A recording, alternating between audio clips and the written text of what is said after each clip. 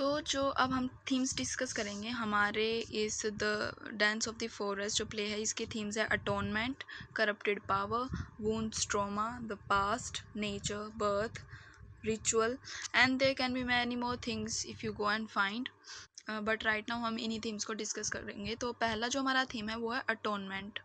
Atonement का मतलब होता है प्रायश्चित करना। जो अटोनमेंट है ये मेजर थीम है प्ले का।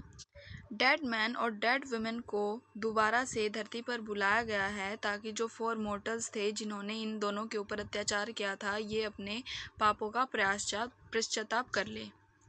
लेकिन इसकी जगह पर जो मोर्टल्स होते हैं उन्होंने अपना बहुत ज़्यादा समय प्ले में अनअवेयर रहे इस चीज़ से, और इवेंचुअली उन्होंने रियलाइज़ किया कि जो डेड मैन और डेड वुमेन का यहाँ पर आने का जो पर्पस था वो उनको एक लेसन सिखाना था बाय द एंड।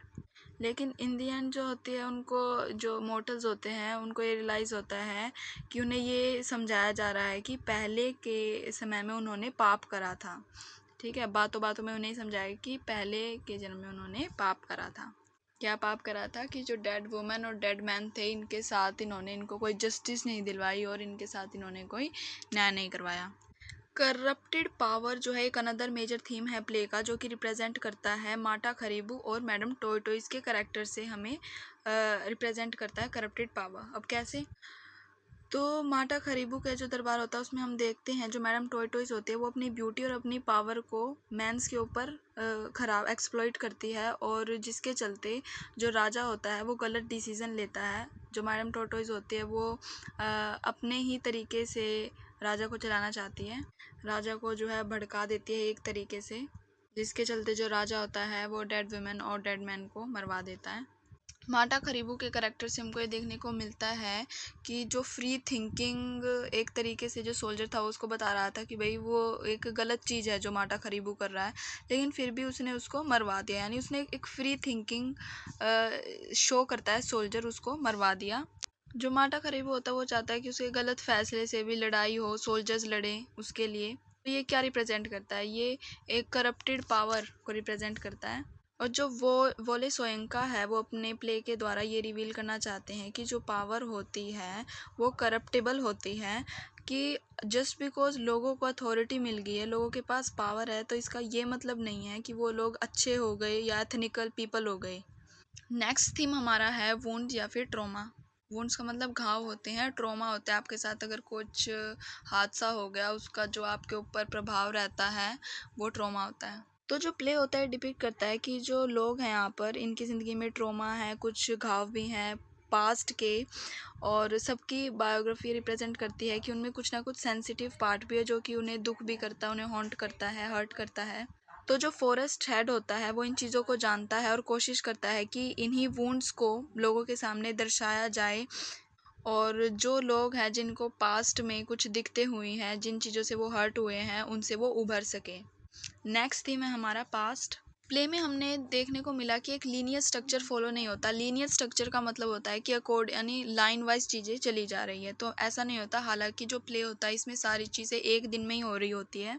तो जो इस प्ले का नरेटिव है इससे हमें ये पता चलता है कि नरेटिव सिंस जो पाप हुए हैं पास्ट में उससे कंसर्न करता है, और जो ईच कैरेक्टर है उनकी मल्टीपल आइडेंटिटीज़ हैं, ईच मॉर्टल है उसकी मल्टीपल आइडेंटिटीज़ हैं जो कि रिप्रेजेंट करती है उनके प्रेजेंट को और उनके पास्ट को भी।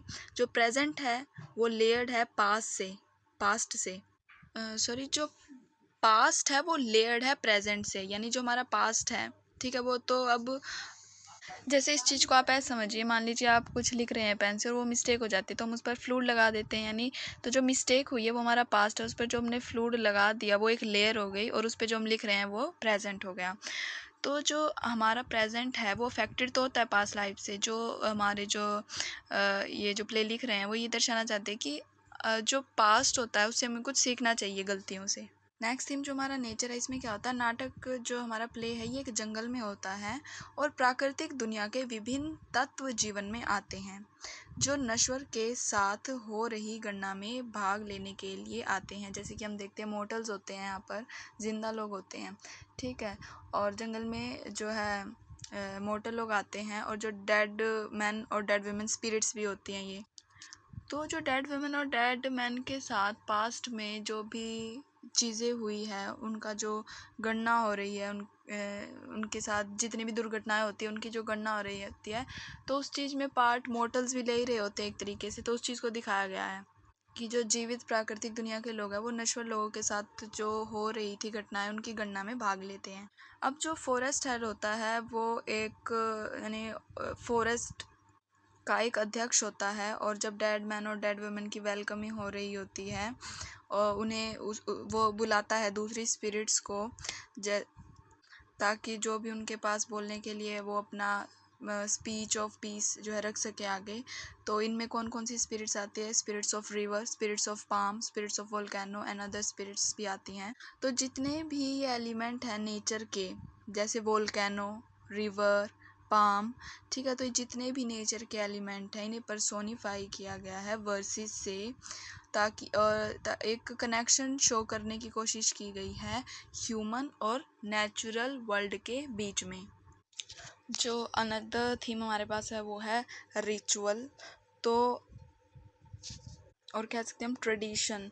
तो हमने देखा जो करेक्टर्स होते हैं वो ट्रेडिशनल मोशंस से होकर गुजर रहे हैं इन ऑर्डर, ताकि वो अंडरस्टैंड कर सके कि उनके खुद के सरकमस्टांसेस।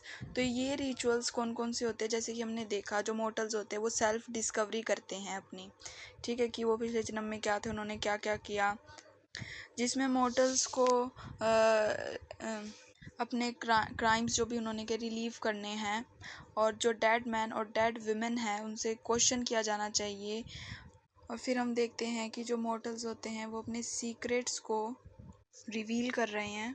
अनदर रिचुअल जो हमने देखा वो था कि जब डेड मैन और डेड वुमेन आने वाले थे तो उनके आने के लिए जो डांस, वेलकमिंग डांस रखा गया था, वो जिसमें जो स्पिरिट्स होती हैं वो परफॉर्म करती है और मोनोलॉग्स डिलीवर करती है।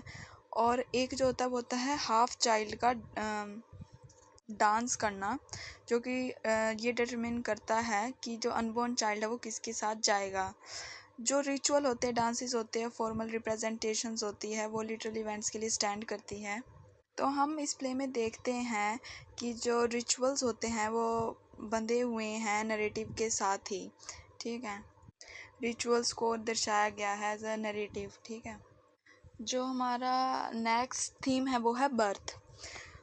तो एक अनरिजॉल्व्ड फीचर जो हमारे पास है वो डेड वुमेन का, वो ये है कि उसे मारा गया था जब वो प्रेग्नेंट थी, और जब वो दोबारा इस वर्ल्ड में आती है वो अभी भी प्रेग्नेंट ही है।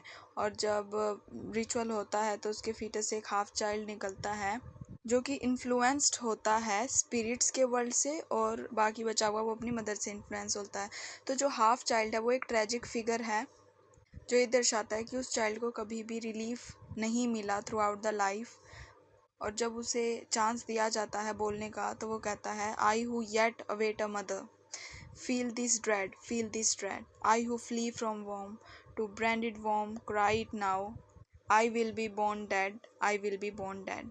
सो जो चाइल्ड का फिगर है एक ट्रेजिक वन है जो कि दर्शाता है कि जो डेड मैन और डेड वुमेन के साथ कितना गलत किया गया, ठीक है, उनकी एक प्लाइट को दर्शाता है। तो यहाँ पर हमारे थीम्स ख़त्म होते हैं।